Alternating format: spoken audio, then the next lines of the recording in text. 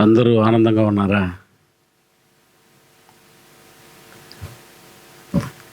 ఎవరు లేరా? పని సంతోషంగానే ఉన్నారా? ఏమో, ఒకసారి నవ్వండి ఆయన. రైట్. ఎందుకంటే పాఠం అది. ఈరోజు ఈ మంచి తరుణాన్ని మనందరి బతుకులు ఇచ్చి తను ఆరాధించబడుతున్నటువంటి ఆ దేవాది దేవునికి ఆనందముతో వందనములు స్తోత్రములు చెల్లిస్తున్నాను. ఈ మంచి తరుణాన్ని అనుభవించడానికి చేరివి చేసి తండ్రిని ఆరాధిస్తున్న 50 మందికి ఆనందంగా హృదయపూర్వకంగా వందనాలు తెలియజేస్తూ మిమ్మల్ని అందరినీ ప్రేమతో ఆహ్వానిస్తున్నాను. ఒక క్రొత్త పాఠమును ప్రారంభించుకుందాం. వ్యక్తిత్వ నిర్మాణానికి సంబంధించే ఇది. ఈరోజు మరి పిలిపిలకు రాస్తూ పౌలు గారు ఏదో కోరుకుంటున్న వ్యక్తిత్వం ఒకటి కనబడుతుంది. ఆ వ్యక్తిత్వాన్ని ఈరోజు మనం కలిగి ఉందాం. ఇది ఉందా? ఇది ఈరోజు మన దగ్గర ఇది ఉన్నాయా లేదో ఒకసారి పరిశీలన చేద్దాం. 4వ అధ్యాయం 4వ వచనం, పిలిపిలకు రాసిన పత్రిక 4వ అధ్యాయము 4వ వచనాన్ని అయితే సోదరులు చదివి వినిపించవలసిందిగా మరొకసారి కోరుతున్నాం. ఎల్లప్పుడును ప్రభువునందు ఆనందించుడి. అది ఎల్లప్పుడును ప్రభువునందు ఆనందించుడి. మరలా చెప్పుదును. వినలేదు ఎవరు? అందుకే మరలా చెప్తున్నాం. మరలా చెప్పుదును, ఆనందించుడి. ఆనందించుడి. ఏనైనా ఆ రోజు పౌలు గారు రాస్తూ, పత్రికను రాస్తూ మనుషులు కనబడలేదు, కనబడని మనుషులకు చెప్తున్నాం. నేనా ఇప్పుడు నేను చెప్తుంటే చాలామంది తల ఉంచుకొని కూర్చొని ఉన్నారు. 3 ఫ్లోరుల్లో చెప్తున్నానులే. కొంతమందికి అయితే ఇట్లా కళ్ళు ముడిపోతున్నాయి. ఇంకొంతమంది అయితే చూస్తూ ఉన్నారు కానీ ఏదో చూస్తున్నారు కానీ నన్ను చూడట్లేదు. మీ ఇష్టం వచ్చినట్టు ఉండాలనుకుంటే చర్చి కిందకు రావడం నైనా, ఇక్కడికి వచ్చినప్పుడు ఖచ్చితంగా బోధకుని స్వాధీనం అవ్వాలి. మీరందరూ మీ మనసు సిద్ధపడి మీరు బోధకునికి ఇవ్వాలి. మీరు వినుటకు మీరు మందులైతే నేను విశదపరచట కష్టమే కదా. మీరు వినడానికి వచ్చినప్పుడు విందురని నేను ఎవరితో చెప్పాను అన్నాడు బోధకుడు ఇర్మియా. ఎవరు వినకపోతే నేను చెప్పేది ఎందుకు చెప్పు అన్నా. నువ్వు చెప్తున్నావు కానీ వినటం లేదన్నా, ఎవరిన ఫాలో చేస్తున్నారు అన్నారు కొంతమంది. అవును, అందరు వినరు నాయన నేను అన్నాను. నాకు తెలియదు నాయన ఎవరెవరు వింటున్నారు. అందరు వినరు, నువ్వు అన్నది రాస్తాం. కానీ వినే కొంతమంది బిడ్డలు ఉన్నారు. వాళ్ళ కొరకు నేను చెప్తున్నాను ఇది. నేను ప్రయాసపడి భారాలు మోసుకున్న సమస్య జనులారా నా యొద్దకు రండి అని పిలిచారు దేవుడు. అందరూ వచ్చేసారా? రారు. రాగలిగిన వారు ఎవరు ఉన్నారో వారికే చెప్తున్నాను. ఈ మాటలు ఎవరికి అందాలని దేవుడు రాయించాడో ఆ మాటలు వారికి అందిపోతాయమ్మా. నా పని పూర్తి అయిపోతుంది. నీ దేవుని సంకల్పం ఎంతయ్యో నేను దాచుకొనలేదన్నటువంటి ధైర్యంగా పౌలు గారు చెప్పిన సందర్భం గుర్తుపెట్టుకోండి. నేను ఇదే ఆషామాషి కార్యక్రమం కాదమ్మా, నీ రూపాన్ని మార్చే కార్యక్రమం. ఏదైనా నీ రూపమును పోగొట్టుకున్న రూపాన్ని, దేవుడు ఎదురు చూస్తున్న రూపాన్ని నీకు సంపాదించి ఇవ్వడం అంటే ఎంత కష్టం. ఓ మనిషి చేపలను పట్టే జాలరు కావచ్చు ఏమో కానీ మనుషులను పట్టే జాలరి సామాన్యంగా కాలేడు. అది ఎంత కష్టమో తెలుసా? మనుషులను పట్టాలంటే ఎట్నైనా. చేపను పట్టడానికి పొద్దుపోద్ది. ఒక చేప పట్టుకోవడానికి ఎన్ని రూపుతుంది? ఆ గాలం వేసి నిలబడి ఉండాలి. కాలు నొప్పులు వేసినా, నడుము నొప్పి వేసినా అది పడేంత వరకు ఎదురు చూడాలి. అప్పటికి అమర్చేసి వెళ్ళిపోతాయి కొన్ని చేపలు. అట్టా వస్తుంది. గటక్కని తింటే గటక్కన లాగితే గుచ్చుకొని వచ్చేస్తుంది బయటికి. కానీ అది నేక్కగా ముళ్ళు లోపలికి పోనీకుండానే కొంచెం కొంచెం కొరికి తినేసి ఒట్టి ముళ్ళు వదిలిపెట్టి వెళ్ళిపోద్ది. అటాటి చేపలు ఉన్నాయి ఇక్కడ. మరి ఆ చేపలకి నేను ఎలా మందు పెట్టాలి చెప్పు నాయన. కొన్ని చేపలు తినవు, మెత్తు మీద ఉంటుంది. కొన్ని చేపలు పాపం తిండి లేకుండా అల్లాడుతున్నాయి. అమ్మా వారికి సరిపడేటట్టు ప్రతిరోజు తినే చేపలు ఉన్నాయి, శుభ్రంగా పెడుతున్నాం. వారానికి ఒకసారి పెట్టినైనా సరిపోద్ది, లేదా వారానికి 2 సార్లు పెట్టినైనా సరిపోద్ది, పెడుతున్నాము. లేదండి అందటం లేదు, నేను నెలకు ఒకసారి వస్తాను, 2 రోజులు నెలకి 2 సార్లు వస్తానంటే ఓకే, ఎట్టన్నా రాయ్యా నీకు చెప్పాలనుకుంటున్నాము. ఎందుకనంటే ఏ రోజైనా నిన్ను అది తట్టక తప్పదు, అది నిన్ను మార్చక తప్పదు. అందుకని కాబట్టి నా ప్రియ సోదరి మండలారా, సంఘం ముందున్న మీరు దైవక్తములు సర్వపరిపూర్ణత మీరు సంపాదించుకోవాలంటే ఖచ్చితంగా ఈ నియమాలను మీరు పాటించే తీరాలి. వ్యక్తిత్వ నిర్మాణానికి మీరు ఖచ్చితంగా ఏదైనా పథకాలు వేసుకోకపోతే జరగదు. ఈ ఆరాధన జరిపించడానికి నెలకు ముందే సోదరులు ఎంచుకున్నటువంటి కార్యక్రమం వారి పథకాల్లో ఈ ఆదివారం నాది, ఈ ఆదివారం నేను ప్రార్థన చేస్తా, ఈ ఆదివారం నేను వాక్యం చెప్తాను, ఈ ఆదివారం నేను ప్రభుబలు నడిపిస్తాను, ఈ ఆదివారం నేను శరీరం కొరకు ప్రార్థిస్తాను. ఇవన్నీ ఒక్కసారి సరిపోతుంది అనుకుంటున్నారా? అటంటే ఎవరు కనబడతారో వాళ్ళకి ఇచ్చేస్తాం అనుకుంటున్నారా? కాదు, నెలకు ముందే సిద్ధపడి ఈ కార్యక్రమాన్ని చేస్తూ ఉన్నారు. వ్యక్తిత్వ నిర్మాణానికి ఎంత సిద్ధపడాలో చెప్పండి ప్రియులారా. ఓ ఎగ్జామ్ రాయడానికి ఎంత సిద్ధపడుతున్నారో ఒకసారి ఆలోచించండి. అలాగూ ఈరోజు వ్యక్తిత్వ నిర్మాణంలో 1 by 1 బోధిస్తున్నాడు పౌలు గారు. అలా బోధించిందే ఈరోజు చెప్పబడుతున్న మాట. ఎల్లప్పుడూ రవి ఎల్లప్పుడూ ప్రభువునందు ఆనందించుడి. మరలా చెప్తున్నా, అది ఆ మాట కోసం నేను చెప్పింది. నేను మరలా ఎందుకు చెప్పాలంటే మీరు కూర్చొని తల ఉంచకుండా ఉంటారని, వినకుండా కూర్చొని ఉంటారని. ఆయనేమో కనపట్ల పిలిపి సంఘానికి, పిలిపి ఏమో పౌలు కనబడలా, పౌలు ఏమో పిలిపి కనబడలా. కానీ మరలా ఆనందించండి అంటున్నాడంటే వారు అక్కడ వినరు, దీన్ని అటు చదువుకొని వెళ్ళిపోతారని నాకు తెలుసు. ఒక మాట 2 సార్లు చెప్తేనే మనం వింటాం నాయన. మనది స్వభావం అలాంటిది. నానైనా 2 సార్లు చెప్పాలా, కొంతమందికి అయితే 3 సార్లు చెప్పాలి, ఇంకొంతమందికి అయితే 4 సార్లు ఇంకేందా ఏందా అంటారు. వాళ్ళకి కూడా అన్నిసార్లు చెప్పాలా. అందుకని పౌలు గారు ఇది లెక్కన చూస్తే ఫిలిప్పి సంఘస్థులో 2 సార్లు చెప్తే కానీ వినరేమో. కానైనా మీరా నెల్లూరు సంఘస్థులు ఎలాంటి వారు, మరి ఎన్నిసార్లు చెప్పాలో మరలా చెప్పుచున్నాను, ఆనందంగా ఉండండి. ఏమ్మా ఆనందంగా ఉన్నారా?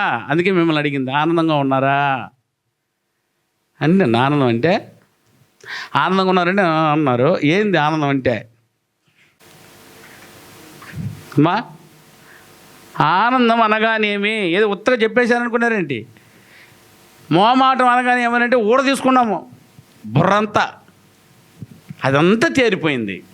సార్ ఇది బాగా తెలుసు సార్ మాకు, ఏది కూడా ఆనందం అనే పదం కూడా అని. ఒకవేళ కూర్చుని ఉంటే నా సోదరా సోదరి చెప్పు, ఏంది ఆనందం అంటే? ఆయన ఏం కోరాడు ఇప్పుడు? వ్యక్తిత్వ నిర్మాణములో ఇంతవరకు చూశాను, అయినా మోమాటం లేని వారై ఉండండి, పక్షపాతం లేకుండా ఉండండి. ఇంకేం చూసారు? ఎన్ని వ్యక్తిత్వాలు చూశారు. యథార్థంగా ఉండండి, దొంగతనం చేయబాకండి, విచారించబాకండి, ఎన్నో పాఠాలు చెప్పాం ఒక్కొక్కటి. అలా వ్యక్తిత్వములో దేవుడు ఎదురు చూస్తున్న వ్యక్తిత్వము కూడా ఇది. ఏదది? ఆనందంగా ఉండండి అనే ఈ వ్యక్తిత్వమును నీ దగ్గర దేవుడు ఎదురు చూస్తున్నాడు. ఏదేది? ఎక్కడుంది? మన దగ్గర ఉందా? ఉంటే నో ప్రాబ్లం. ఉందా కాదు అదేందే తెలియలే అని అన్నప్పుడు దాన్ని ఎలా ఛేదించగలం చెప్పండి ప్రియమైన వాళ్ళారా. మళ్ళా చదువుదామా?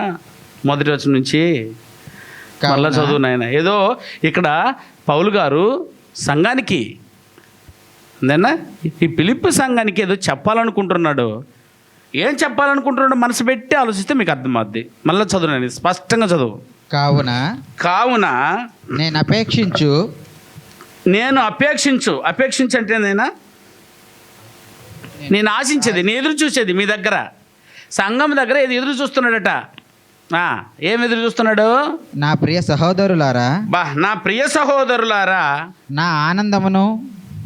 ఈయన ఏదో ఉన్నాడట. ఈయన ఏం కలిగి ఉన్నాడు? ఆయన ఆనందం. ఈయన ఉన్నాడే, నా ఆనందమును నా కిరీటమునైన నా ప్రియులారా. ఈయన ఆనందమే మీరట, ఈయన కిరీటమే మీరట. సంఘాన్ని నుంచేది మాట్లాడుతున్నాడు. నా ఆనందమును నా కిరీటమునై ఉన్న నా ప్రియులారా, ఇట్లు ప్రభునందు స్త్రీలయ్యుండుడి. ఇట్లు ఆనందముతో నా కిరీటముగాను ఆనందముగాను మీరు సంఘం ఎలా ఉండాలి? స్థిరులుగా ఉండండి. ప్రభువునందు ఏక మనసు గలవారై యుండుడని యువదోయను సుంటికేను బ్రతిమాలు కొనుచున్నాను. 2 వ్యక్తుల పేర్లు చెప్పాడు. ఇక అవును నిజమైన సహకారి.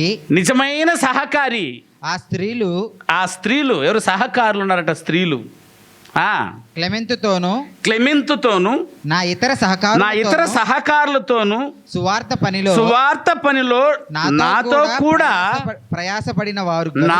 కూడా ప్రయాసపడువారును గనుక వారికి సహాయము చేయమని నిన్ను వేడుకొనుచున్నాను. ఆ సహకారుల పేర్లు జీవగ్రంథమందు వ్రాయబడినది. ఇట్ ఇస్ ఎ కన్ఫర్మ్, రాసేసి ఉన్నాడని చెప్పేస్తుండే ఈయన. అంటే ఎంత పని చేశారో వాళ్ళు, ఇంత పని చేస్తున్నారు. మీరు ధైర్యంగా చెప్తానైనా నా పేరు జీవగ్రంథం రాసేసి ఉంటాడని? ఎందుకు ధైర్యం లేదా? బాప్తీసం ముందు రోజు పాస్టర్ గారు రాసేసి ఉండలా? ఎక్కడ?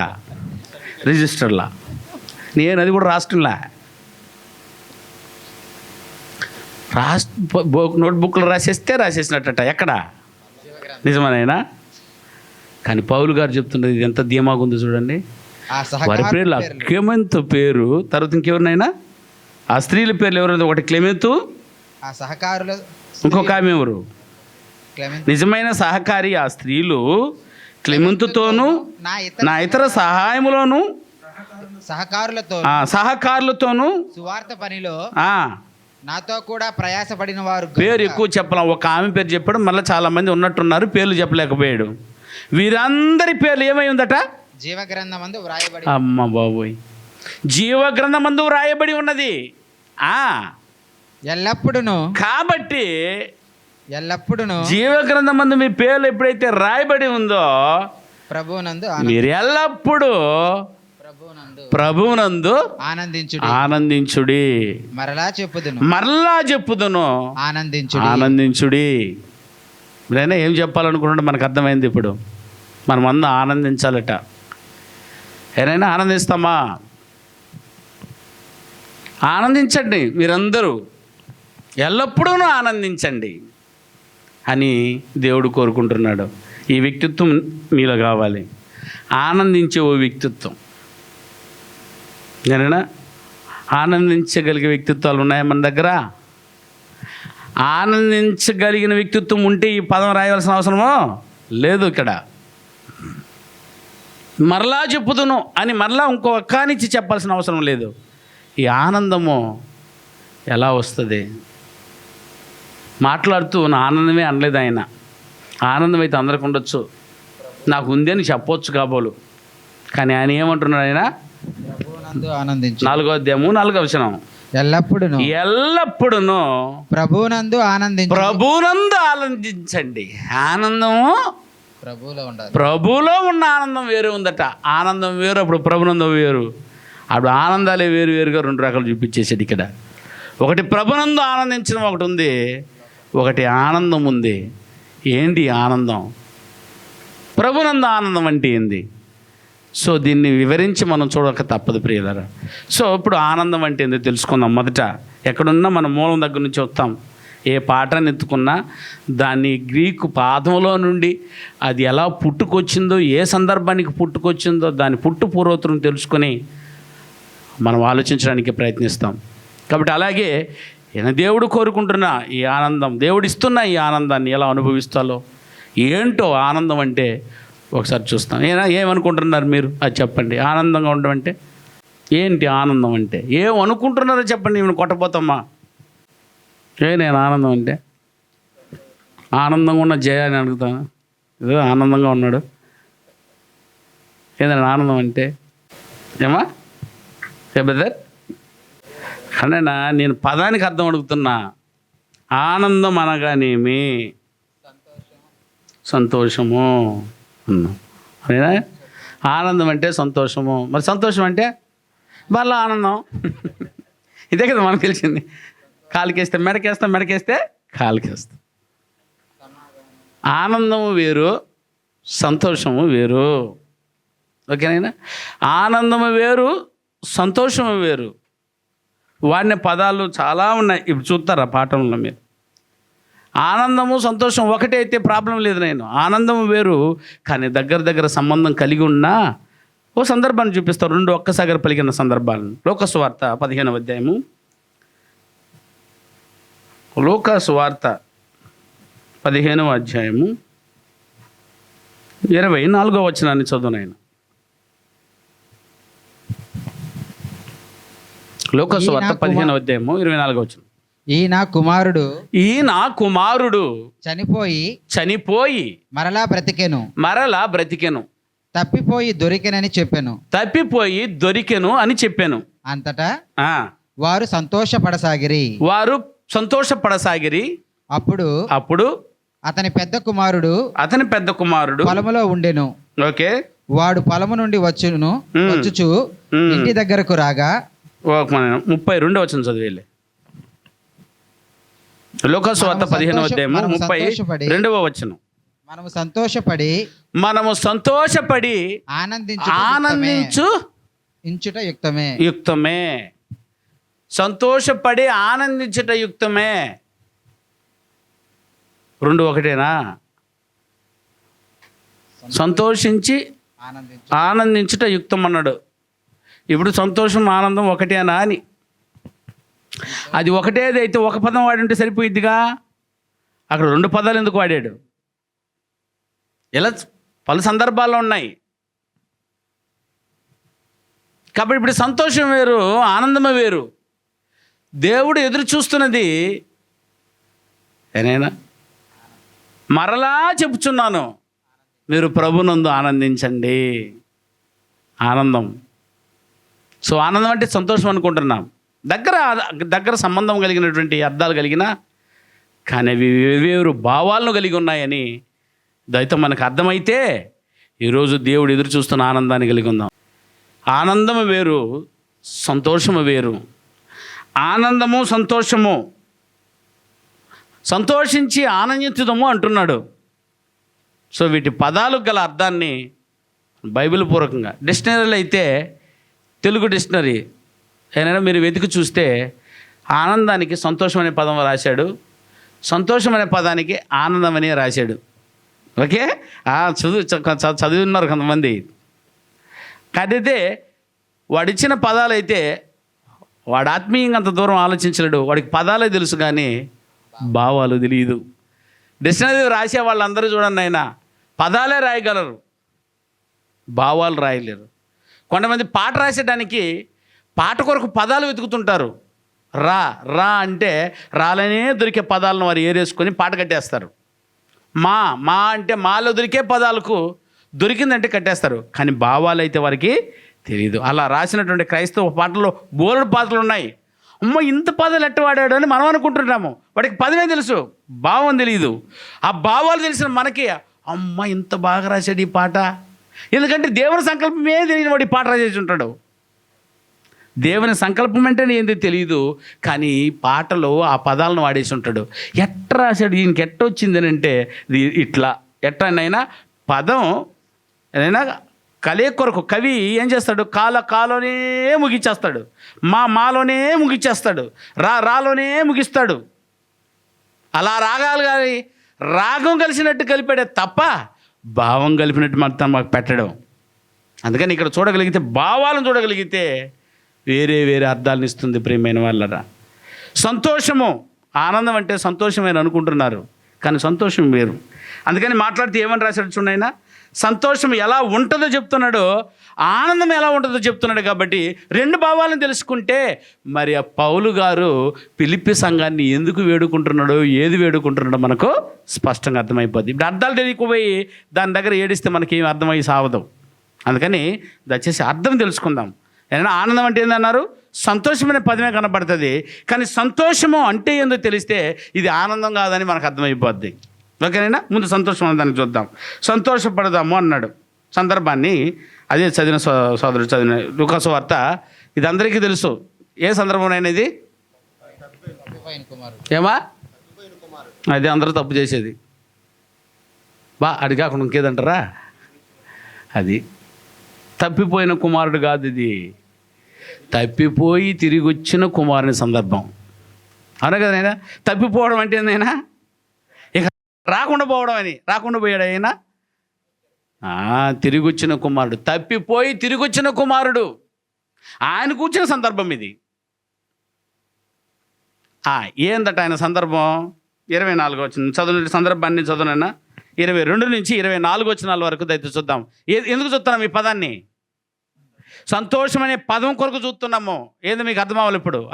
అయితే తండ్రి తన దాసులను చూచి, అయ్యా తన దాసులను చూచి ప్రశస్త వస్త్రములను త్వరగా తెచ్చి వీనికి కట్టు అన్నాడు. అంటే ఆయనకేం లేదని వస్త్రాలు మంచి, అది తెలుసు కదా నాయనా. తన ఆస్తిని తీసుకొని పోయి మొత్తం అన్నిటికీ ఖర్చు పెట్టేసి బట్టలు కూడా లేకుండా వచ్చాడు తిరిగి. వాడు తిరిగి ఇంకా వస్తున్నప్పుడు తండ్రి చూసి కనికరపడి పరిగెత్తుకుని పోయి వాడి మీద పడి ముద్దు పెట్టుకుని తీసుకొచ్చి తన దాసులను చూసి చెప్తున్న సందర్భం ఇది. తిరిగి వచ్చిన తర్వాత తన దాసులతో చెప్తున్నమాట, ప్రశస్త వస్త్రమును తీసుకొచ్చి తొందరగా వీనికి కట్టుము, వీని చేతికి ఉంగరమును పెట్టి వాని పాదములకు చెప్పులు తొలగించుడి. క్రొవ్విన పశువును తెచ్చి దూడను తీసుకొచ్చి వధించి మనము తిని సంతోషపడుదుము. ఇదంట అర్థం. ఏం అర్థమైంది ఇక్కడ? సంతోషం అనే పదానికి ఏ భావాన్ని తీసుకొచ్చి చూపిస్తున్నాడు? సంతోషం అంటే ఏంది ఇప్పుడు చెప్పండి? తినడం, త్రాగడం, బట్టలు, అబ్బో అదన్నమాట. ఆయనైనా తిని తాగి ఆయనైనా తందనాలాడేదాన్ని ఏమంటారు ఆయన? సంతోషము. బా ఎంత బాగుందయ్యా. సంతోషంగా ఉండరా, సంతోషంగా. నేను వచ్చిందే మిమ్మల్ని సంతోషంగా ఉండండి అనలా, ఆనందంగా ఉండండి నేను అన్నా. మర్చిపోకూడదు మీరు. సంతోషంగా ఉండండి మరి వాడువయ్యా, అర్థం కరెక్ట్గా చెప్పావు. అక్కడ మొత్తం కింద ఏర్పాటు చేయి బఫేటు అని అంటారా, ఆదివారం కదా అని. అందుకని వీళ్ళు అలా అనుకుంటారని ముందు నేనేమన్నానంటే మీరు ఆనందంగా ఉండండి అని అన్నాను. అదండి చూడండి, సంతోషం అనే పదానికి అర్థం చెప్తున్నాడు ఇక్కడ. ఆ తండ్రి తప్పిపోయి వచ్చిన తన కుమారుని ఉద్దేశించి ఆయన మాట్లాడింది. ప్రశస్త వస్త్రం లేని వాడికి వస్త్రం ఇస్తే ఎట్లుంటానైనా సంతోషంగా ఉంటాడు. వస్త్రం లేని వాడికి వస్త్రం ఇస్తే సంతోషము. బట్టలు లేకపోతే బట్టలు కొన్నామనుకో భలే సంతోషంగా ఉంటాడు. బర్త్డే చేసేటప్పుడు తీసుకొని తగిలిచ్చేద్దాం వాడికి బట్ట, అందరికీ చెప్పుకొని తిరుగుతాడు సంతోషంగా. క్రిస్మస్కే చీరంతా చూపిస్తారు సంతోషంగా. బాగా గమనించండి. ఏదైనా మనము తిని సంతోషంగా ఉందాము అన్నాడు. రైట్. 6 బాటాలు జరిగిపోతున్నాయి అక్కడ. సంతోషం అంటే బట్ట కట్టుకొని ఆనందంగా ఉంగరం పెట్టుకొని చెప్పులు దొడుక్కొని అన్ని వసతులు కలిగి ఉండేదాన్ని అన్నాడు. అంటే ఇదంతా దేనికి జరిగిపోతుంది ఆయన? అదే శరీరానికి జరుగుతున్న ఈ కార్యక్రమాన్ని చూసి ఆయన ఏమన్నానైనా సంతోషంగా ఉండండి అని చెప్పి పెద్ద కుమారుడు పొలం నుంచి వస్తున్నాడు. పెద్ద కుమారుడు పొలం నుంచి వచ్చి ఏం జరుగుతుంది అక్కడ అని అడిగాడు. ఇంటికాడ డమ్మడమా అంటుంది. ఏంది అని అంటే అందుకు ఆయన అన్నాడు, అయ్యా నీ తమ్ముడు తప్పిపోయి తిరిగి వచ్చాడు కాబట్టి మీ నాన్న ఏం చేశాడు? క్రొవ్విన దూడను వధించి విందు ఏర్పాటు చేసి సంతోషిస్తున్నాడు అన్నాడు. ఆస్తిని పంచుకోబోయి వచ్చిన వాడికి మళ్ళీ ఇన్ని కార్యక్రమం చేస్తున్నాడని కోపంతో చిన్నబుచ్చుకొని వచ్చాడు. వచ్చి నిలబడినటువంటి ఆ కుమారునితోనూ తండ్రితోనూ సంభాషణ ఇక్కడ చూద్దాం. ఇంకో మాట ఇవి చదువు బ్రదర్. 31వ వచనం చదివితే నీకు అర్థమవుతుంది. అందుకతడు కుమారుడా అంటే ఏమో చెప్పాడంటే 30 చదువు అయితే నీ ఆస్తిని పెద్ద కుమారుడు అంటున్నాడు, నీ ఆస్తిని వేశ్యలతో తినివేసిన ఈ నీ కుమారుడు రాగానే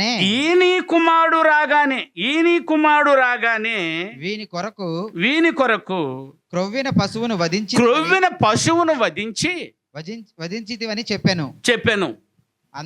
అందుకతడు కుమారుడా నీవెల్లప్పుడును నాతో కూడానే ఉన్నావు. నావన్నీయు నీవే అంటే ఏందన్నా? నావన్నీయు నీవంటే ఎల్లప్పుడూ ఇనేంగా ఉన్నట్టుందేడా? సంతోషంగా ఉన్నాడు. ఎవరు? పెద్ద కొడుకు. చిన్న కొడుకే సంతోషాన్ని పోగొట్టుకున్నాడు, ఇప్పుడు మళ్ళా సంతోషాన్ని పొందాడు. సంతోషం దేంట్లో ఉంది? సంతోషం అంటే అది లేకుండా ఉంది. వచ్చాడు. నువ్వా ఎప్పుడు చూసినా తింటామంటివే. ఆనందంగానే ఉన్నాం కదా, సంతోషంగానే ఉందాం కదా అని కింద ఏమన్నాడు చూడండి. మనము సంతోషపడి అయ్యా మనము ఇప్పుడు సంతోషపడి ఆనందించుట యుక్తం. సంతోషం వలన వచ్చేదే ఆనందం. అర్థమవుతుందా ప్రియమైన వాళ్ళరా? సంతోషం అంటే ఏందో చేసేంతవరకు. సంతోషం అనగా అదిగో శరీరానికి సంబంధించినవి నీకు దొరికితే నీకు సంతోషం వస్తుంది. అది తిండి కావచ్చు, బట్ట కావచ్చు, చెప్పు కావచ్చు, ఉంగరం కావచ్చు. అది వచ్చేసింది అని అంటే ఖచ్చితంగా సహజ వాంఛల చేత తృప్తి పరచబడిన తర్వాత రిపోర్ట్ ఎక్కడికి వెళ్తుంది నాయనా? ఏమా ఎక్కడికి వెళ్తుంది? హృదయంలో కోరిక పుడుతుంది. పుట్టిన కోరికను మనసుకు పంపుతుంది. మనసు ఆలోచన చేసి శరీర అవయవాల ద్వారా నిర్వహిస్తుంది. శరీర అవయవాల ద్వారా జరిగిన ఆ నిర్మాణపు ఆ పనిని మళ్ళీ ఎవరికి పంపుతుంది? మన సాక్షికి పంపుతుంది. మన సాక్షి తీర్పు తీర్చి ఎవరికి పంపిస్తుంది? మన సాక్షి తీర్పు తీర్చి ఆ పదాన్ని ఆ పనిని మళ్ళీ ఎవరికి పంపుతుంది? హృదయమునకు పంపినప్పుడు హృదయము అనుభూతి చెందుతుంది. అర్థమైందా ప్రియులారా? హృదయం అనుభూతి చెందినప్పుడు ఆ అనుభూతి యొక్క స్పందన పేరే ఆనందము. దాన్ని ఇంగ్లీష్లో రాసినప్పుడు ఇదే విధంగానే విడివిడిగా రాసి చూపించాడు. ఏనైనా సంతోషం అంటే ఇంగ్లీష్లో ఏమంటారండి? సంతోషం ఇంగ్లీష్లో ఏమంటారు? హ్యాపీయే కదా, హ్యాపీనెస్ అని వాడతారు. దానికి ఆయనే ఆ డిక్షనరీ మీరు చూస్తే పక్కన అర్థం కూడా రాసేసి ఉంటాడు. హ్యాపీ అంటే ఏంది అని చెప్పి రాస్తుంటే ఏమండి, feeling pressures PLEASURE pleasure, feeling of pleasure అన్నాడు. దీన్ని హ్యాపీనెస్ అన్నాడు. కానీ ఆనందానికి వాడిన పదం ఏం తెలుసా? మీరు డిక్షనరీ చూస్తారు, అందుకే రాసి చూపించున్నాం మీకు అందరికీ. అంటే ఆనందం అనే పదానికి ఏంటంటే డీప్ ప్లెజర్ అట. డీప్ ప్లెజర్ అంటే డీప్ అంటే ఏందైనా లోతైనది. ఇది కూడా ప్లెజరే. అదిగో అక్కడ హ్యాపీ అన్నాడు, ఇక్కడ జాయ్ అన్నాడు.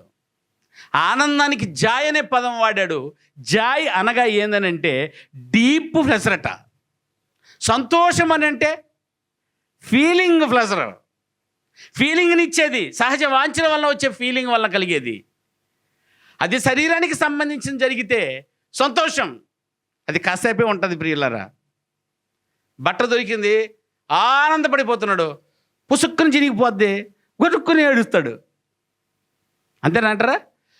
బట్ట మంచి తెల్ల బట్టలు వేసుకొచ్చిన బురదలా పడ్డాడు అనుకో, ఆనందంగా ఉంటాడా?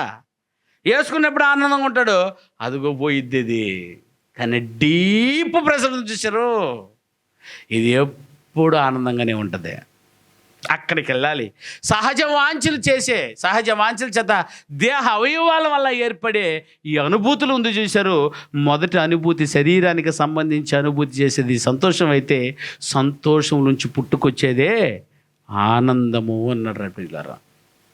ఆనందం ఇది శరీర సంబంధమైనది కాదు. ఒక్కసారి ఇప్పుడు స్పష్టంగా దీనికి లేఖన భాగాన్ని చదువుదాం. రోమీలకు రాసిన పత్రిక 14వ అధ్యాయం 17వ వచనాన్ని చూడండి. రోమీలకు రాసిన పత్రిక 14వ అధ్యాయము 17వ వచనం. దేవుని రాజ్యము భోజనమును పానమును కాదు. భోజనము పానము దేనికి సంబంధించింది? శరీరానికి, సంతోషానికి సంబంధించింది. అది శరీరానికి సంబంధించింది. మరి నీతియు సమాధానమును పరిశుద్ధ ఆత్మయందలి ఆనందమై ఉన్నది. ఇది దేనికి సంబంధించింది? ఆత్మలో ఏర్పడే సంబంధం, డీప్ ప్రెజర్స్.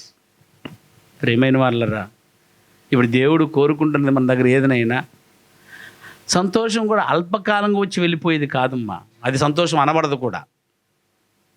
ఆనందం అన్నది జాయ్నెస్, ఎప్పుడు సంతోషంగా ఉన్నది. అందుకే ఎల్లప్పుడూను అన్నాడు. ఎల్లప్పుడూను ఒకరోజు 2 రోజులు కాదు సంతోషం, ఒకరోజు 2 రోజులు సంతోషం ఉండదు. ఏనైనా భర్త పట్టు చీర కొనిస్తే సంతోషం, అదేనండి. అదే మొహం మీద గుద్దాడంటే మారిపోద్ది ఆ ఫీలింగు. కానీ పరలోకం మంది ఎలా ఉండబోద్దట? పరలోక రాజ్యం అనేది నీతియును సమాధానమును పరిశుద్ధాత్మ యందలి ఆనందమై ఉంటుంది. ఇంకంతే, దాన్ని ఆనందం అన్నాడు ప్రియులారా. ఈ క్యారెక్టర్, ఈ వ్యక్తిత్వం అందరిలో లేవు. ఒకవేళ ఉంది అని అంటే ఎలా ఉందో బైబిల్లో పరిశీలించాలి ప్రియులారా. దేవుడు ఎదురు చూస్తున్నది ఈ క్యారెక్టర్. నాయనా, మీరు కేవలం శ్రమను, దుఃఖను, ఇబ్బందులు అనుభవిస్తున్నారు కదా, కాస్త సంతోషంగా ఉండండి, ప్లస్ ఆనందంగా ఉండండి. పెద్ద కుమారుడు చూసి అన్నాడు తండ్రి, నాయన ఎల్లప్పుడూ మన దగ్గర ఉంది కదరా, నువ్వు నా దగ్గర కదా ఉన్నావు, నా మేకలు నీవే కదా, నీది నా మేకలు నీ మేకలు వేరు ఉన్నాయా? వాటితో పంచుకొని వెళ్ళిపోయాడు. కానీ ఉన్నదని నీవే కదా, నావన్నీ నీవే, ఈ ఇల్లు నీదే, నా మేకలు నీవే, నువ్వు కోసుకుని తింటే నువ్వు వద్దన్నానా? వీడు ఎట్లాంటి మనసు కలిగిన వాడు ఒకసారి చెప్పండి. కానీ మన దగ్గర ఒక లోపం ఉంది నాయన. ఏమి? బయటికి రా, లోపలికి పోయి మళ్ళా బయటికి రా నాయన. మనము సంతోషించి ఇంకొక కార్యక్రమం ఉందిరా, ఆనందించవలసింది. ఇక్కడ ఆగిపోయావు నువ్వు. మీ తమ్ముడు సంతోషపడుతున్నాడని ఆగిపోయావు. కానీ నిజమైన ఇంకొక స్టెప్ ఉంది, అది ఆనందంలోకి వెళ్ళాలి మనం. ఏదే ఆనందం అనగైతే నీతియును సమాధానమును పరిశుద్ధాత్మ యందలి ఆనందమై ఉన్నది. అది మన దగ్గర ఉన్నాయా? సంగమునకు వచ్చే నా సోదరి మన దగ్గర ఇది ఉందా నాయన? అసలు ఆనందించడం అంటేనే తెలియలేదు మనకి ఇంతవరకు. ఆనందమని ఎదురు చూస్తున్నాడు అతను. ఆత్మీయంగా ఆయన ఎదురు చూస్తున్నది ఆనందం. అది ఎక్కడ ఏర్పడుతుంది నీలో? ఎలా ఏర్పడుతుంది? అది ఎలా వస్తుందో చెప్తున్నాడు చూడండి ఆయన. సామెతల గ్రంథం 23వ అధ్యాయం 16వ వచనం. ఎలా వస్తుందో ఆనందం చెప్తున్నాడు చూడండి.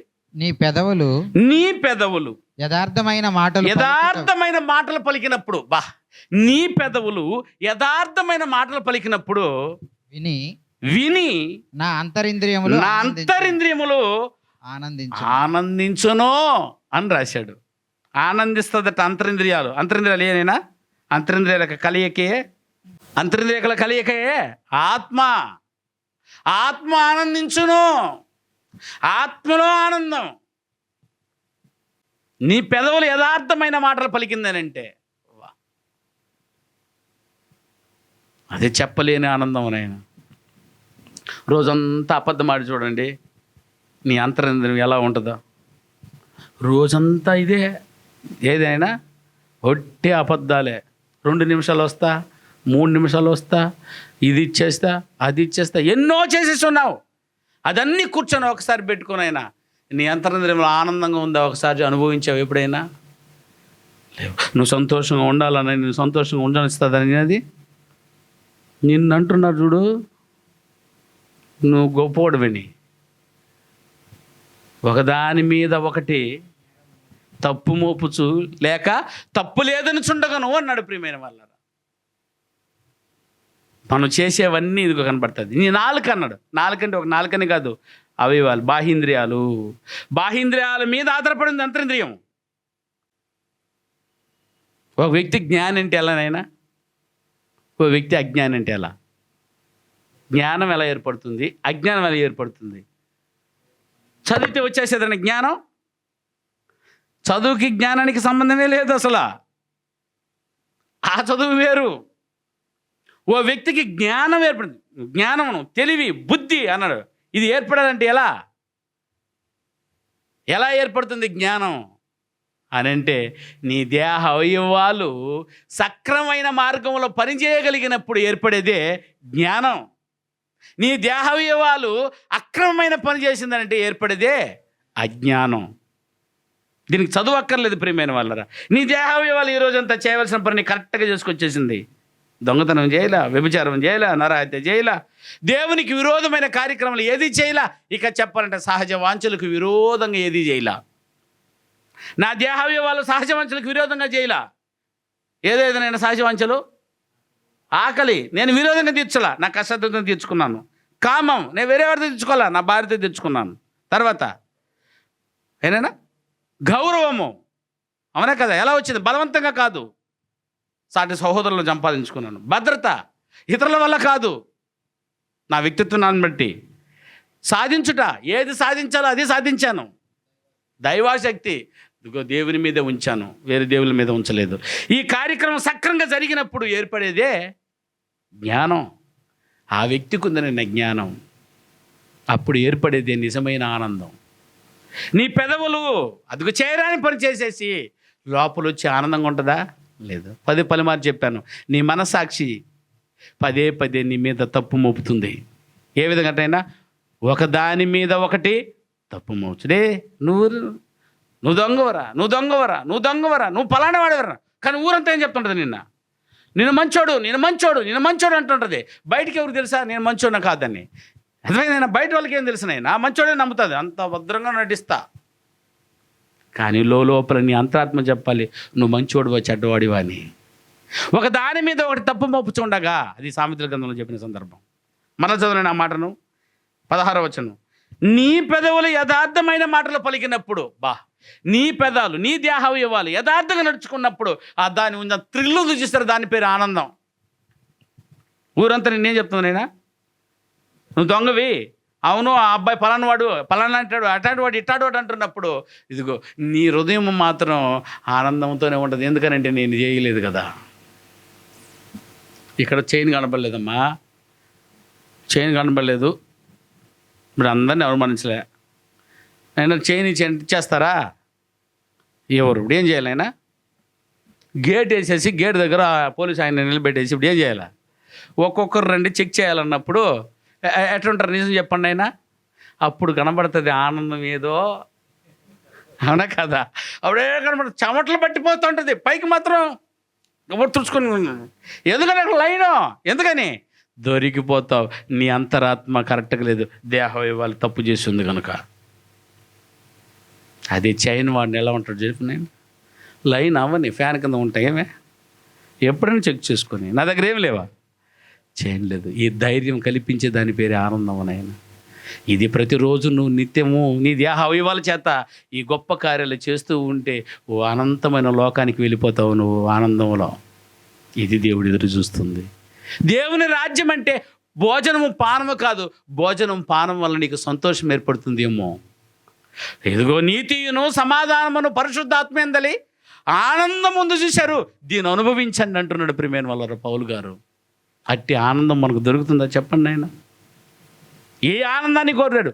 మీరు ఆనందంగా ఉండండి, ఎల్లప్పుడూ ఆనందంగా ఉండండి. నేను మరలా చెప్పుచున్నాను, మీరు ఆనందంగా ఉండండి. అంటే మీ దేహ అవయవాల వ్యక్తిత్వ నిర్మాణం ఇట్స్ పర్ఫెక్ట్. మీకే తెలిసిపోయింది ఇప్పుడు తీర్పు. మిమ్మల్ని మీరే తీర్చుకోండి, మీ మనసాక్షిని బట్టి మీరు తీర్పు తీర్చుకోండి. మీరు ఆనందంగా ఉన్నారా లేదా? సంతోషంగా ఉంటామని, సంతోషంగా ఉండడానికి చాలా చేశాం. సంతోషంగా ఉండడానికి కూడా చేశాడట. ఎవరినైనా? ప్రసంగి గారు, మహాజ్ఞాని అయిన ప్రసంగి సంతోషంగా ఉండడానికి ఏమేమి చేశాడు చూడైనా. ఒకవేళ మీరు కూడా సంతోషంగా ఉండడానికి ఇలా చేస్తున్నారేమో. సంతోషం వల్ల వచ్చే ఆనందం ఒకటి చూశారు, దాన్ని అనుభవించడానికి ఒకవేళ ఈ ప్రయత్నం ఏదైనా చేయబాకండి. ఈ ప్రయత్నం చేస్తే ఇది మీకు ఆనందం రాదు. ఇదిగో వచ్చిన సంతోషంగా కథ చూద్దాం. అయితే సంతోషంగా ఉన్నాడట ఇతను. సంతోషంగా ఉండడానికి కొన్ని పనులు చేశాడటమ్మా. 2వ అధ్యాయంలో ప్రసంగి గ్రంథం 2వ అధ్యాయము ఏదైనా 2వ వచనం నుంచి అయితే చదువునైనా, లేదా 1వ వచనం నుంచి చదువు, అర్థమవుతుంది సందర్భాన్ని. కానీ నిన్ను సంతోషము చేత శోధించి చూతును. నిన్నంటే ఇక్కడ ఏది? నిన్నంటే ఇక్కడ వాడుతున్న గ్రంథకర్త భాష నీకు అర్థం అవ్వాలి. నిన్నంటే ఆయన్నే మాట్లాడుకుంటున్నాడు ఆయన. అర్థమైందైనా? నిన్నంటే మనల్ని కాదు, నిన్ను సంతోషము చేత. ఇప్పుడు ఏ పదం వాడుతున్నామ్మా? హ్యాపీనెస్ అనే పదం వాడుతున్నాడు ఇక్కడ. హ్యాపీనెస్ అంటే ఏంటైనా? సంతోషం అంటే ఏంటి? హ్యాపీనెస్ అంటే సంతోషం. సంతోషం అంటే అయ్యో ఇంతసేపు చెప్తున్న సంతోషం అంటే ఏంటి? అది శరీరానికి సంబంధించిన తిని త్రాగి కట్టి వేసేది, దాన్ని ధరించే దాన్ని ఏమంటారు? సంతోషం. బైక్ లేదు, బైక్ వచ్చేస్తే ఎంత సంతోషంగా ఉంటాడు ఆయన, ఆ రోజంతా ఉంటాడు తెలుసా. కారు లేదంటే ఓ అబ్బా తర్వాత కదా బిల్లు కట్టేట్టు ఉండేదా, ఆనందంగా ఉంటాడు. కానీ బిల్లు వచ్చినప్పుడు ఆడతాడు. దీని సంతోషం అటు వచ్చి అట్ట అయిపోతున్నది. అది అదే పర్మనెంట్. దాంట్లో పుట్టే ఆనందం రాదు, దాంట్లో పుట్టే దుఃఖం పడుతుంది. ఇక్కడ చెప్తున్నాడు చూడు, నేను సంతోషంగా ఉండడానికి ఒకటి పూనుకుంటున్నాడట.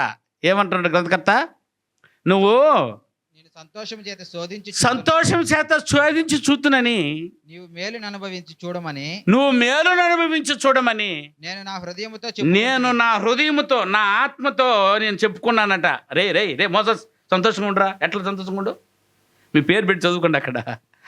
సొలొమోన్ అనుకుంటాడట, అరే సొలొమోన్ సంతోషంగా ఉండాలంటే ఏం చేయాలో చెప్పురా అని చెప్పుకుంటాడట. చెప్పుకొని ఎట్టున్నాడట, అయితే అది వ్యర్థ ప్రయత్నం ఆయను. ఓరే సంతోషంగా ఉండలేడురా అని చెప్పేశాడు. అందులో ఏం పుడతా?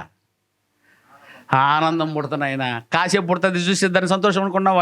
అది కూడా పర్మనెంట్ కాదు. అది ఇట్స్ పర్మనెంట్ ఫీలింగ్ కాదు. అది ఏం జరిగిందని ఆయన చదువునైనా నవ్వుతో నీవు వెర్రిదానివనియు, నువ్వు వెర్రివాడివనియు, సంతోషముతో నీ చేత కలుగునదేమనియు నేనంటిని.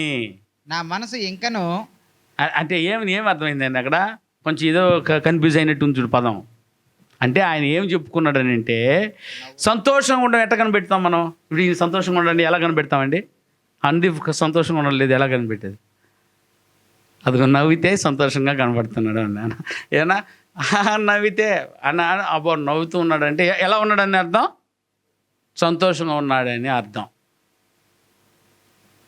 ఆయన లోపల అంటే సంతోషం అంటే నవ్వడం అని అనుకున్నాడట ఈ జ్ఞాని. అందుకని రోజంతా ఏం చేస్తున్నాడమ్మా? నవ్వి చూశాడు, సంతోషం రాలా. నవ్వు రావాలంటే అంటే అట్లనైనా నోరుతో నొప్పి వస్తుందమ్మా. లోపల ఆ ఫీలింగ్ రాదే. కొంతమంది డబ్బు కోసం నవ్వుతారు, తెలుసా మీకు? డబ్బు కోసం నవ్వుతారు. సినీ యాక్టర్లు అందరూ ఎవరైనా డబ్బు కోసం నవ్వడమే కదా. నిజంగా నవ్వు వచ్చి నవ్వుతారా? నిజంగా నవ్వు వచ్చి నవ్వితే ఆ నవ్వు వేరేగానే ఉంటుంది, అంతే ఆ ఫీలింగ్. అప్పటికే అది షూటింగ్ కరెక్ట్గా రాలేదని 10 సార్లు నవ్వించుంటాడు ఆ నవ్వునే అని దాన్ని. ఎందుకంటే కరెక్ట్గా రాదు, అది వాడు కోరుకున్నట్టు రావాలి. అది నటించడానికే పనికి వస్తుంది. సొలొమోను రాజు చెప్పేసాడు, మహాజ్ఞాని ఏమన్నాడంటే, నవ్వులో సంతోషము లేదు, నోరు నొప్పి వస్తుంది. అంతేనా? అది వెర్రి అంటే పిచ్చి. అంటే నవ్వు రాదు, అందులో సంతోషం లేదయ్యా. అమ్మా, ఈరోజు సంతోషంగా ఉండాలని భావిస్తున్నటువంటి వారు ఎవరైనా, ఆయన చెప్పిన ప్రకారం మనం తిని సంతోషపడ్డాం లేని చెప్పాడు తండ్రి. ఆ మాటను మీరు తీసుకుని సంతోషంగా ఉందామని బాగా తిన్నారంటే పొట్ట విరుగుతుంది తప్ప నవ్వు రాదు, ఆనందం రాదు, సంతోషం రాదు. నేను చెప్పలా, ఇది జ్ఞానం చెప్తున్నాడు. ఏనైనా బైక్ ఉంటే ఏడుస్తారు రే వెనక. ఎందుకని? దానికి పెట్రోల్ పోయి లేక, దానికి ప్యాకెట్ మనీ డాడీ ఇవ్వక. ఏనైనా ఏది సంతోషం అనుకుంటున్నారో దాని వెనక పెద్ద భారం కూర్చొని ఉంటుంది, దాన్ని సంతోషం అన్నారు.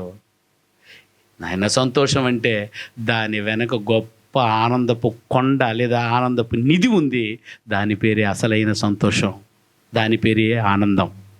ఒకే భావాన్ని చూపించిన దాని పదాల భావం వేరుగా ఉంది. ప్రియమైన వాళ్ళరా, ఇప్పుడు చూడు, సొలొమోను రాజు అనుభవించి చెప్పేసిన మాటలు ఇవి. నేను నవ్వి చూశాను, నాకు సంతోషం రాలేదు.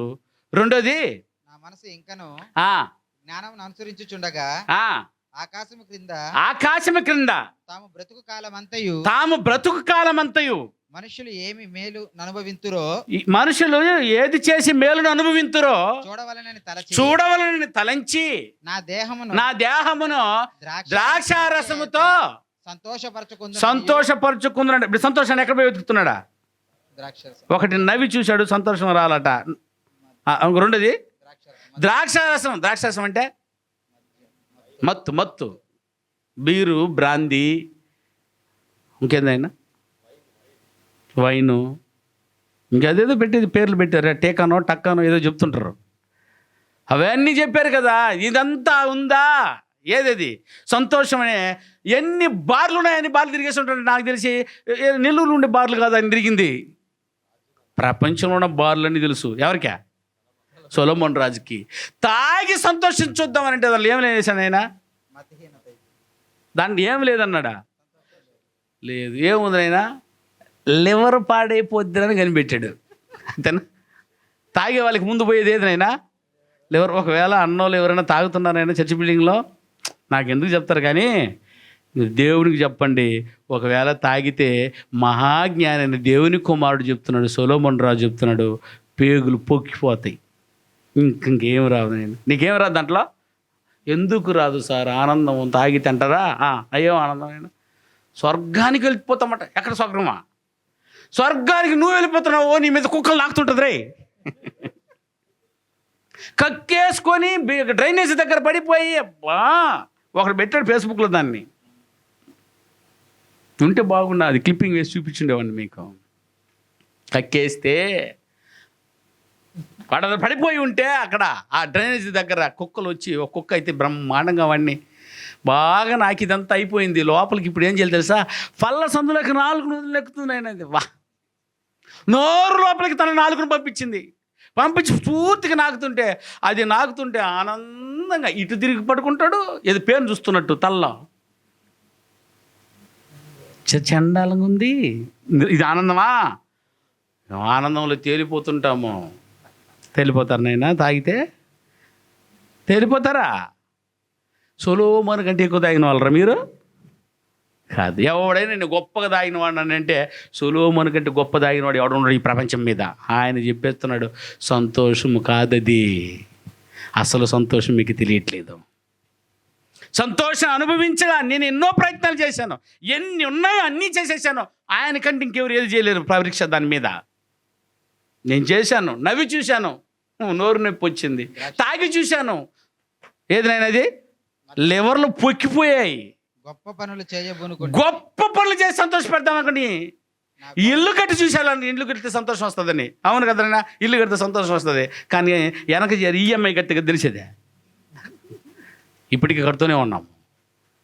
ఎవరు అడిగా నేను సొంత ఇల్లు కట్టుకున్న ఆనందం అంటే ఆనందమే. ఏ రోజు అంటే రేపు కటింగ్ రోజే. నాయన ఒక్క డ్యూ అట మారిపోయిందంటే వచ్చి కూర్చుంటారు అక్కడ పక్కన. పోయమ్మా ఈ బజాజ్ వాళ్ళ దగ్గర లోన్ తీపకండి. నేను బజాజ్ వాళ్ళు ఇస్తుంటారు చూసే, వస్తువులు కొనుక్కోవడానికి ఇచ్చేస్తారు. కానీ తర్వాత డ్యూ కట్టకపోతే నేను తిననీరు, నేను కూర్చోనీరు. 100 మంది స్టాఫ్ ఉంటే 100 మంది స్టాఫ్ చేత ఫోన్ చేయిస్తారు నన్ను. వల్ల త్వరగా కట్టి చూసారా? ఇల్లు కడతావా? ఇల్లు కట్టి ఆనందం అనుకుంటున్నావా? సరే సంతోషం అనుకుంటున్నావా? సొలొమోను రాజు ఇల్లు కట్టి సంతోషించాలనుకున్నాడట, అందులో కూడా లేదన్నాడు ఆయన. ద్రాక్ష తోటలు నాటి వనం ఏదైనా పార్కులు, ఒక వనం, ఎస్టేట్. ఏదైనా ఏ ఎస్టేట్ అయ్యా నీది? వాళ్ళ పేర్లు పెట్టుకున్న వాళ్ళు ఎస్టేట్ల పేర్లు పెట్టుకుంటున్నారు. ఎస్టేట్లో సంతోషం ఉందనుకున్నారా? అది ఎలా నాటాడు చూడైనా? నా కొరకు తోటలను నాటుకొని శృంగార వనాలు ఏర్పాటు చేశాడు. శృంగార వనం అంటే ఏం తెలుసుకునైనా? శృంగారానికి వనం. వాటిలో సకల విధములైన ఫల వృక్షములను నాటించి తిని. ఫల వృక్షములు ఎన్ని రకాలైనా? ఎన్ని రకాల ఫలాలు ఉన్నాయి? ఎన్ని రకాల ఫలాలు? సకల విధములైన వృక్షములు నారుమల్లకు నీరు పారుటకై. ఏనైనా ఆ తోటలో నారుముళ్ళకు నీళ్లు పారుటకై నేను చెరువులను త్రవ్వించుకుంటుని. చెరువులు త్రవ్వించింది ఈయన. చెరువులు త్రవ్వించింది వీళ్ళు, వాళ్ళు కాదు. ఆయన కాపీ కొట్టినారు సొలొమోను మహారాజుని. ఏదైనా ఈరోజు ఏ ముఖ్యమంత్రి వచ్చినా చెరువుని కట్టించారంటే ఊరుకోకండి. ఏవుద్ది అది? ఆ నిర్మాణం సొలొమోను మహారాజుది జ్ఞానం చేత. పనివారిని ఓకే పనికత్తెలను సంపాదించుకుంటే. ఇదంతా మీరు చదవండి అయిన తర్వాత. ఇందులో ఎలా ఏం దొరకాలని చేశాడట ఆయన అంటే? ఇప్పుడు సంతోషం దేనికి సంబంధించింది అనుకుంటున్నాడు? ఇది కాదు. తినడము, తాగడము, వనాలు నాటుకోవడం, ఇల్లులు కట్టుకోవడం, బైకులు కొనుక్కోవడం, కార్లు కొనుక్కోవడం. అప్పుడు బైకు, కారు, ఫ్లైట్ లేదు కాబట్టి వదిలేశాడు ఆయన. ఇప్పుడు అన్నీ చెప్తున్నాము. ఇది ఏవి సంతోషాన్ని ఇచ్చేది కాదు నాయన.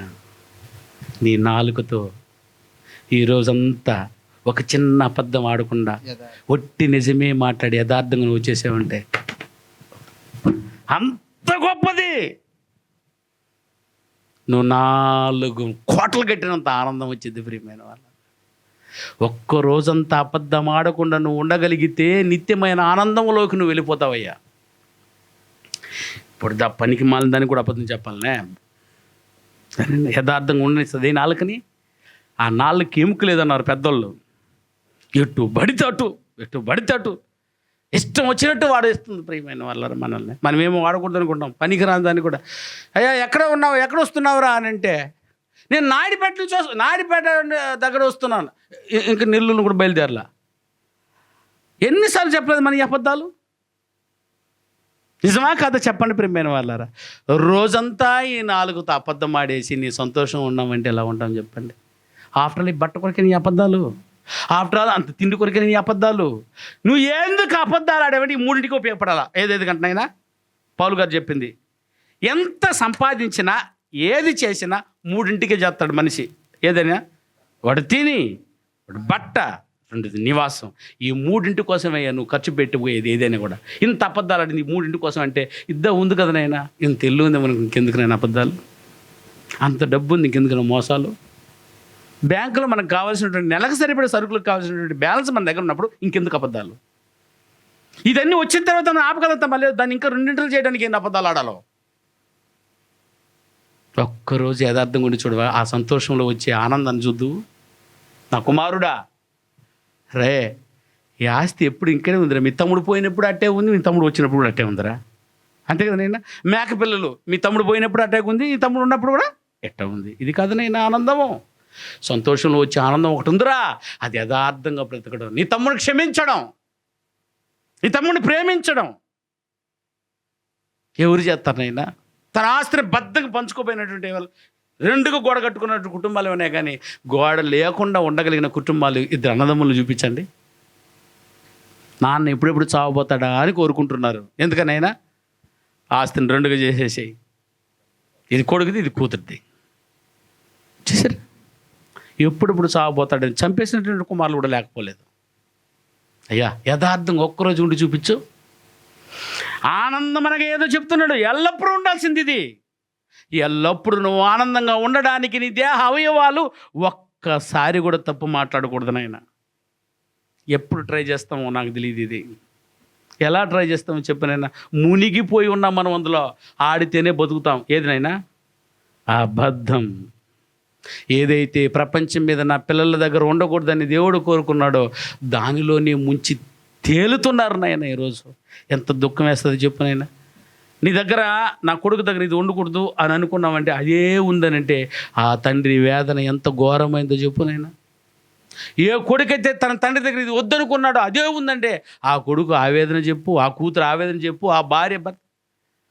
ఒక ఆమె చెప్తుందండి, సార్ 24 గంటలు మా భర్త తాగేసి పోతారు సార్, నోట్లో ఆ పానుపరాకు వేసుకుని ముద్దు పెట్టడానికి వస్తాడు సార్.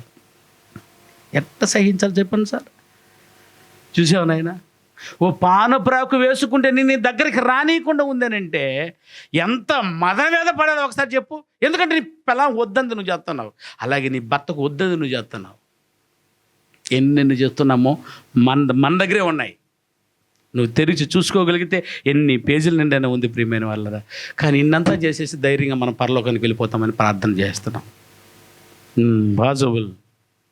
అందుకే ఒక్కొక్కటి తీసివేసుకోండి, ఒక్కొక్కటి ధరించుకోండి. ఆనందంలోకి వచ్చాను ఆయన. ఆనందం ఎలా వస్తుందో తెలుసా? నీ దేహ అవయవాలు పర్ఫెక్ట్గా ఈరోజంతా చేసేస్తే వచ్చేది ఆనందం. మరలా చదువున మాటను, సామెతల గ్రంథంలో పరమార్థాన్ని మరలా ఒకసారి అర్థం చేసుకుందాం. 23వ అధ్యాయం 16వ వచనం. నీ పెదవులు యథార్థమైన మాటలు. నీ పెదవులు ఒక్కటే కదండి, అవయవాలన్నీ రాసుకోండి అక్కడ. అర్థమైందేనా? నీ అవయవాలు అన్నీ యథార్థమైన మాటలు పలుకుట విని నా అంతరింద్రియములో ఆనందించును. పొద్దునైనా తగ్గించేద్దండమ్మా. నేను ఎప్పుడే చెప్తాను, పనికి మాలది కూడా తప్పు అబద్ధాలు ఆడకండి. దానివల్ల ఏ లాభం లేదు. చెప్తే ఏమి తలదీసేస్తాడా? ఇప్పుడు అబద్ధం ఆడాల్సిన అవసరం ఏముంది చెప్పినైనా? ఇప్పుడు ప్రయాణానికే చెప్తున్నాం, ఇక్కడ వస్తున్నామని చెప్పడానికి తప్పు ఏముంది? అన్న లేట్ అయిందన్న, రాలేకపోతున్నాం, దగ్గరలో ఉన్నామని ఆడుందా అని చెప్పేద్దాం. కానీ పచ్చిగా మనం అబద్ధం చెప్పేద్దాం, దగ్గర వస్తున్నాము, అక్కడ వస్తున్నామని. వాడి దగ్గరే కదా అని చెప్పి ఎస్టిమేట్ చేసుకొని ఉంటారు. చిన్న దానికి చెప్తున్నాం. ఒక కాఫీ తాగుతున్నాం, ఇప్పుడు తాగుతున్నాం, కొత్త అబద్ధం. అదే ఎంతమంది అనలేదు ఈ మాట చెప్పండి. ఆయన ఆనందించరా మా ఇంట్లో బ్రదర్ కనిపించారు అనుకోండి, ఆనందించరాడు. నిజం చెప్పండి, ఇప్పుడు వద్దమ్మా నేను అది సమయమే కాదు, ఇప్పుడు నేను తినలేను, తర్వాత తెస్తాను, రేపు వస్తానని చెప్పు. తినొచ్చులా అంటాం లేదా? దీనికంత తప్పు కాదనుకుంటున్నాం, దీని అంత అబద్ధం కాదనుకుంటున్నాం, దీని అంత పెద్ద నేరం కాదనుకుంటున్నాం మనము. మన ఆనందంగా ఎలా ఉంటాం చెప్పండి ప్రియమైన వాళ్ళరా? నాకు తెలిసి ఆనందపు మెట్టులు కూడా మనం ఎక్కలేదని చెప్తానండి. దేవుడు ఎదురు చూస్తున్న ఆనందం, పిలిపిలికి రాసిన పత్రికలో పౌలు గారు చెప్పిన ఆనందాన్ని కనీసం మనం ఆ గోరును కూడా టచ్ చేయలేదు. మనం చాలా దూరంగా ఉన్నాం ప్రియమైన వాళ్ళరా. సామెతల గ్రంథం 8వ అధ్యాయము నైనా చూడు, యేసుప్రభు వారు అనుభవించిన దాన్ని చెప్తున్నారు. 8వ అధ్యాయము 31వ వచనం చదువునైనా. యేసుప్రభు వారు చెప్తున్నారు ఆనందానికి పరమార్థం. నేను ఆయన యొద్ద నేను ఎవరి యొద్ద? తండ్రి యొద్ద. యేసుప్రభు వారు చెప్తున్నారు నేను ఆయన యొద్ద ప్రధాన శిల్పినై అనుదినము సంతోషించుచు నిత్యము అందువలన వచ్చే ఆనందంలో మునిగి తేలుతున్నాను అన్నాడు. వా వా వా వా, ఇది నేను సంతోషం, ఇది నేను ఆనందం. అక్కడ యేసుప్రభు వారికి శరీరమే లేదు. ఎప్పుడుది మాట ఇదే? జగత్తు పునాది వేయబడక లోకాలు ఏర్పడక మునుపు, లోకాలే పుట్టక మునుపు పరలోకాన్ని కలగజేసినప్పుడు మాట్లాడుతున్న మాట ఇది. పరలోకమందు యేసుప్రభు వారు తండ్రి ఎదుట ఉండి మాట్లాడిన మాట. ఏమన్నైనా నేను ఎలా ఉన్నానట? అనుదినము సంతోషించుచు నిత్యము ఆ సంతోషం వల్ల వచ్చే ఆనందములో నేను ఆనందభరితునైపోతున్నాను అని. కిందకి చూడండి, ఇంకా ఆయన కలగజేసిన పరలోకమును బట్టి సంతోషించుచు నరులను చూసి నేను ఎప్పుడు ఆనందిస్తున్నాను. నా తమ్ముళ్ళు వచ్చేస్తున్నారు, నా చెల్లెళ్ళు వచ్చేస్తున్నారు. అయ్యో, అది చెప్పలేని ఆనందము. ఇది ఆనందం అంటే ఎల్లప్పుడూ ఉండగలిగేది ఆనందం. ఆ ఆనందానికి దోహదపడేది సంతోషం. కాసేపు అంత సంతోషానికి అన్ని అబద్ధాలు ఆడతాం మనం. కాసేపు అంత ఆనందంగా ఉండడానికి ఎన్నో చెప్పుకోవాల్సి వచ్చేసింది ప్రియమైన వాళ్ళారా. ఎంత డెడ్ అగైనిస్ట్గా ఉంది ఈ భూ జీవితం. ఈ భూ సంబంధమైన జీవితము పరలోకానికి ఎంత విరోధంగా కనిపిస్తుందో చూడండి. ఎప్పుడు మారిపోతామనైనా ఈ ధ్యాస మనకి భయం వేస్తుంది. కానీ ఏ భయం లేకుండా నిర్భయంగా ఈ లోకంలో బతికిపోవడం గురించి ఆలోచిస్తుంది ఈ లోకం. ఎట్లా బతికిపోదాంలే, రోజు ఎంత పోయి సంపాదించుకొచ్చేదానికి ఎన్నెన్నో చేసేస్తున్నాం ప్రియులారా. దాని వలన ఆనందం వస్తుందా? లేదా దాని వలన వచ్చిన సంతోషం కడవరకు నిలబడుతుందా? ఆనందాన్ని పుట్టివ్వగలదు, అది దుఃఖాన్ని పుట్టిస్తుంది. నిత్య దుఃఖాన్ని పుట్టిస్తుంది ఆ సంతోషం. కాసేపు సంతోషంగా ఉండడానికి పెగ్గోసేసాడు. ఎన్ని చూడలేదు మనం లోకం మీద. ఈ ఆనందాన్ని దేవుడు ఎదురు చూస్తున్నాడు. ఆయన యేసుప్రభు వారు అనుభవిస్తున్నారే ఆనందాన్ని మీరు పొందాలని కోరుతున్నాడు. ఆయన సన్నిధిలో ఒట్టి ఆనందమే ఉంది ప్రియమైన వాళ్ళరా. తండ్రి వద్ద ఏముందటనైనా? నిత్యము నేను ఆనందిస్తూ ఉన్నాను. ఆయన కలగ చేసిన పరలోకాన్ని చూసి సంతోషించాను. ఆయన పరలోకం కొరకు చేసిన నరులను చూసి నేను నిత్యము ఆనందిస్తూ ఉన్నాను. మనల్ని చూసి ఆయన ఆనందిస్తున్నాడట. దేవుని దగ్గర ఆనందిస్తున్న సందర్భాన్ని చెప్పాడు. లూకా సువార్త 10వ అధ్యాయము 21వ వచనం చెప్పండి. యేసుప్రభు వారు ఎలా ఆనందిస్తున్నారని చెప్తున్నారు. ఒకవేళ మీరు ఏమైనా ఆనందించాలంటే ఇలా ఆనందించాలని నేను చెప్పడానికి ప్రయత్నిస్తున్న సందర్భాన్ని చూడండి. ఆనందానికి కూడా పరమార్థాన్ని చెప్తున్నాడు. ఆ గడియలోనే లూకా సువార్త 10వ అధ్యాయం 21వ వచనం. ఆ గడియలోనే యేసు పరిశుద్ధాత్మయందు బహుగా ఆనందించి పరిశుద్ధాత్మయందలి బహుగా ఆనందించి పరిశుద్ధాత్మయందలి ఆనందం ఉంది చూశారు. బహుగా. దేవుని రాజ్యం భోజనము పానము కాదు కానీ నీతిను సమాధానమును పరిశుద్ధాత్మయందలి ఆనందం. ఈ ఆనందాన్ని యేసుప్రభు వారు అనుభవిస్తున్నారు. ఇదే ఆనందం నీకు కావాలంటే పరిశుద్ధాత్మ నీ దగ్గర ఉండాలి. ఆ పరిశుద్ధాత్మ నీ దగ్గర ఎలా కూర్చున్నాడు చెప్పనైనా? నీలో ఉన్నాడా ఆ పరిశుద్ధాత్ముడు? ఎలా ఉన్నాడు ఆయన? ఆనందాన్ని ఇచ్చే విధంగా ఉన్నాడా? దుఃఖపడిపోతూ ఉన్నాడా? దావీదు గారు చెప్పినట్టు, నాయన నీ ఆత్మ నా యొద్ద నుంచి తీసివేయకమో అంటే తీసేసే ఆత్మ ఉంది. ఆత్మ నీ దగ్గర నుంచి వెళ్ళిపోయే రోజులు ఉన్నాయి, జాగ్రత్త. అది నీ దగ్గర ఉంది అని అంటే బాప్తిసంలో పొందుకున్నావు. అది నీ దగ్గర ఉండడానికి బంధువులు మన ఇంట్లో ఉండాలంటే ఏం చేయాలి ఆయన? బంధువులు వచ్చినారు మన ఇంటికి ఎట్టుంటారు ఆయన? ఒక వారం కూడా ఉండాలి అని ఇంటి ఎట్టుంటాము? మనం చూసుకునే దాన్ని బట్టి ఉంటుంది. ఆయన ఫస్ట్ రోజు చూపించావు చూడు, ఏది అదే? ఫస్ట్ రోజు రాగానే పరిగెత్తుకుంటూ పోయి బస్సు డోర్ తెరిచి లేదా కార్ డోర్ తెరిచి తీసుకొచ్చుకున్నావు ఇంటికి.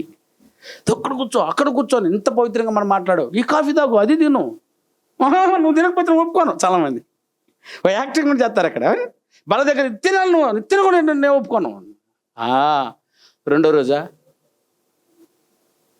మూడో రోజా, నాలుగో రోజా, గబార్ మమ్మని వాళ్ళే ఎట్ట చెప్పేదయ్యా గబార్ మమ్మని. వాళ్ళు నీళ్ళు అడిగితే నువ్వేమో నుండు, వారు అన్నం చేస్తే అడిగితే వండకుండా ఉండు, కొంచెం లేట్ చేయి. 12కి పెట్టాల్సిన 2 గంటలకు పెట్టినామంటే 2 నిమిషాలు కూడా ఉండరు. కరెక్టే కదా? పరిశుద్ధాత్మకి ఇట్లాంటి హింసలు పెడుతుంటే ఆడుంటాడు ఆయన. రోజు అన్ని అబద్ధాలు, రోజు అన్ని పనికి మాలిన అబద్ధాలు, పనికి మాలినటువంటి క్రియలు. ఆయన ఏది వద్దంటాడు అదే చేస్తూ ఉంటే ఆయన నిమ్మలంగా మన ఎలా ఉంటాడు? ఆయన లేకపోతే నువ్వు ఎలా ఆనందంగా ఉంటావు? యేసుప్రభు వారు చెప్తున్నారు, పరిశుద్ధ ఆత్మ యందలి ఆనందం అది కలవకాలం ఉంటుంది, అది దీర్ఘకాలం ఉంటుంది. కాబట్టి ఇలాంటి ఆనందాన్ని, ఇలాంటి జాయ్ఫుల్ ఆయన. కానీ దేహ సంబంధమైన శరీరం, దేహ సంబంధమైనటువంటి సంతోషం కొరకు అందులో దుఃఖమే పుడుతుంది కానీ ఆనందం కాదు. సొలొమోను మహారాజు చెప్పినట్టు ఇదంతా తేలిది ఫలితార్థం ఏదనగా ఆ 2 వ్యర్థమంతా లాస్ట్లో చెప్తే ఆయన 2 మాటలను చెప్పాడు, అది వ్యర్థము. శరీరంతో సంతోషంగా ఉన్నాము అనుకోవడము అది వ్యర్థమైన ప్రయత్నము. చదువునాను ఒకసారి చదివాను, ప్రసంగ గ్రంథం 2వ వచనం. వ్యర్థ ప్రయత్నం ఆయన ఇది చెప్తాడు చూడండి. ఆయన మొదటి 2 వచనాలు చదివేలే, అక్కడే ఉంది జవాబు. కానీ నిన్ను సంతోషం చేత శోధించి చూతును, అవును, నీవు మేలును అనుభవించి చూడమని నేను నా హృదయముతో చెప్పుకుంటుని. అయితే అది అండర్లైన్, అయితే అదియు వ్యర్థ ప్రయత్నమాయను. ఏది వ్యర్థ ప్రయత్నం? శరీరంలో వచ్చే సంతోషాన్ని నేను స్థిరపరుస్తాను అనుకున్నాడే, అది వ్యర్థం. ఆ సంతోషం కాదు, ఆ సంతోషం, ఆ హ్యాపీనెస్ని కాలేదు నాయన. నీ నోటి నిండా వచ్చే మాట నిజమైంది, అది నీతి, సమాధానం, పరిశుద్ధాత్మేందలి ఆనందం, అది ఎటర్నల్ లైఫ్, అది నిత్య ఆనందం అన్నాడు ప్రియుల. నిత్య ఆనందం అనుభవిస్తావు. మరి ఆనందాన్ని అనుభవించంటే ఎలా? ఆ ఆనందం ఎలా నాకు వస్తుంది? రోమిలకు రాసిన పత్రిక 7వ అధ్యాయం 22వ వచనం చూడండి. ఆ ఆనందం ఎలా పుడుతుందో చెప్తున్నాడు. అంతరంగ 7వ అధ్యాయం 22వ వచనం. అంతరంగ పురుషుని బట్టి, అంతరంగ పురుషుడు ఏదైనా ఆత్మ సంబంధమైన పురుషుని బట్టి దేవుని ధర్మశాస్త్రమందు నేను ఆనందించుచున్నాను. దేవుని ధర్మశాస్త్రమందు నేను ఆనందించుచున్నాను. అంతరంగ పురుషుని యందు, నా ఆత్మ యందు, నా అవయవాల యందు, హృదయం, మనస్సు, మనసాక్షి, మనోనేత్రాలు, ఈ అవయవాల యందు నేను ధర్మశాస్త్రం గైకొనటం వలన నేను ఆనందంగా ఉన్నాను. అందుకే దావీదు అన్నది, ఎవ్రీ డే వచ్చే సోదరి మండలు కంటత వాక్యాలు చెప్తున్నారు ఆయన, కీర్తన గ్రంథాన్ని. దేవుని వాక్యము ఎవరికి వచ్చునో వారి దైవములు, వస్తేనే దైవం అవుతాం. దేవుని వాక్యం రాకపోతే దైవం కాదు. అందుకని ఎవ్రీ డే వచ్చే సోదరి మండలు ఫస్ట్ వచ్చితే ముందుదే వాక్యం చెప్తున్నాను. అంటే ఎంత బాగుంది చెప్పండి. ఒక్క వాక్యం చెప్పండి అని చెప్పాడుగా, ఒక్క కీర్తన చెప్పేస్తున్నారు. మరైనా ఎంత వాక్యం వచ్చింది చెప్పండి. ఒక రోజుకు 1 వస్తే, 2 రోజుకు 2 వస్తే, వారానికి 7 వాక్యాలు వస్తే, నెలకి ఎన్ని వస్తుంది? 30. ఒక సంవత్సరానికి 365 వాక్యాలే. ఎన్ని మొత్తం ఉండేది ఎన్ని? 66 అధ్యాయాలే. ఓ బైబిల్ అంతా నీకు వస్తే నువ్వు దైవం. ఆ వాక్యం నీ హృదయంలో రాయబడడానికి వచ్చింది కానీ నీ బుక్లో ఉండిపోవడానికి రాయాలి. అది ఏది ప్రయత్నం? ఎవరు అడుగుతారు నిన్ను కండ చేయవద్దని? నువ్వు కండ చేయమని ఎవరు అడుగుతారు నిన్ను అడిగేవారు ఉండరు, నిన్ను ఎవరు అడిగి ఉండరు. ఎందుకంటే నింటు కదా. కానీ మందిరానికి నువ్వు రాగలిగితే దేవుడిచ్చిన ప్రయత్నాలు ఇవి. నువ్వు దైవం అయిపోతావు ప్రియులారా. అదిగో ధర్మశాస్త్రమే గైకొనటం. అందుకే ఏమన్నారు ఆయన దావీదు గారు మొదటి వచనంలో, కీర్తనల మొదటి గ్రంథం 1వ వచనం, ఆయన కంట చేసి చెప్పిన వాళ్ళు,